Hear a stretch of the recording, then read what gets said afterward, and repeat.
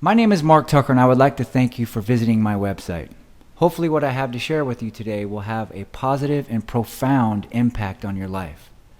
Now, I'm not sure what time this is for you in your life, but if you're suffering from addiction or know somebody that's in active addiction, you've come to the right place. Maybe today is that day that you decide to stand up and take your life back. If you're struggling or depressed or just feel like giving up, I'm here to tell you that no matter how far down the scale of life you have fallen, as long as you still draw breath, there is always hope. One of the most important messages I can share with you is that you're not alone.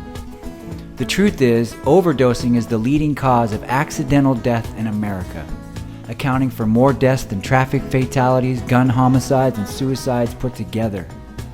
The sale of prescription drugs like Oxycontin has increased by 300% in the last decade. Death from prescription drugs has increased 124%. In 2010, there were reported 16,651 overdoses in the United States.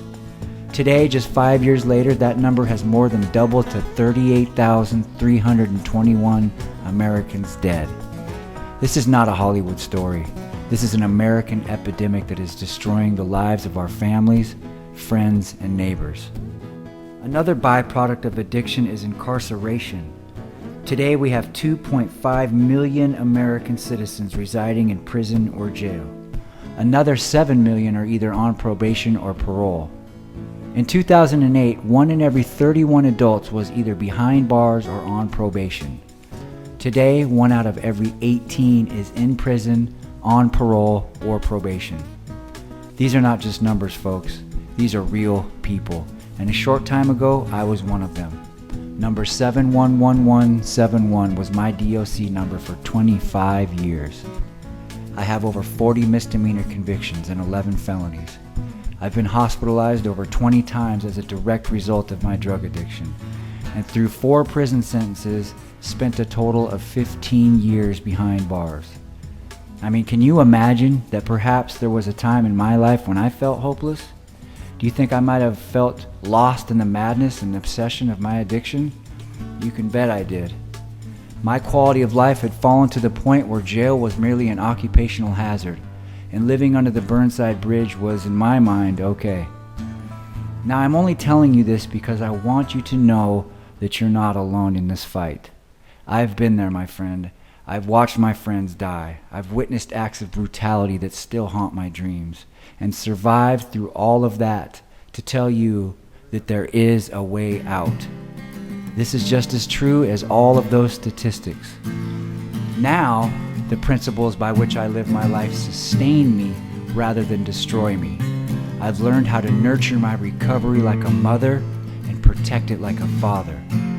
I now realize that the quality of my thinking determines the quality of my experience, and I no longer measure my success by what I have, but rather by the obstacles I've overcome and the peace of mind that still remains. There was a time in my life, not too long ago, when these words would have been worthless to me. If you're in a place like that, I totally understand.